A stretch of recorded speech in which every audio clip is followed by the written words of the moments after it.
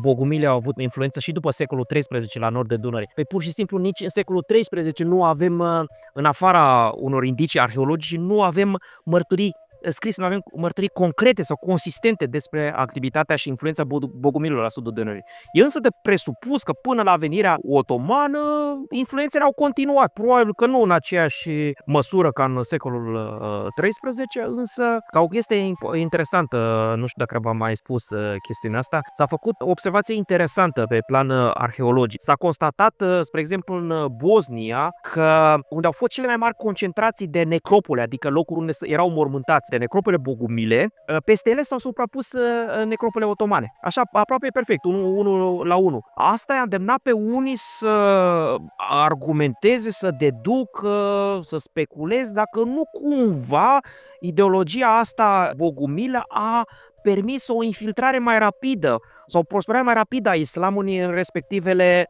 zone geografice. O explicație ar fi faptul că, spre exemplu, bogumilii au fost extrem de combătuți de către biserică, vânați la dreptul, așa au și ajuns în Europa, au ajuns prin deportare, spre exemplu, pentru că bogumilismul a explodat la zona de contact între Imperiul Bizantin și Imperiul Persan. Pentru că bogumilismul este o creație de sorginte manicheistă, dualistă, influențe clare din spațiul persan cu ceva elemente creștine. Au făcut furori la granița sau în părțile estice ale Imperiului Bizantin și ca Imperiul Bizantin să-i pună botul pe lab pentru că nu putea să masacreze populații întregi, au spart aceste nuclee, aceste comunități și le-au împrăștiat peste tot prin deportări masive în Europa. Și o mare parte dintre acești bogumili au fost deportați, colonizați, forțați în zona Plovdivului de astăzi, sau Filipopolis în bizantină, Filibe în otomană. Apoi o parte s-au dus mai departe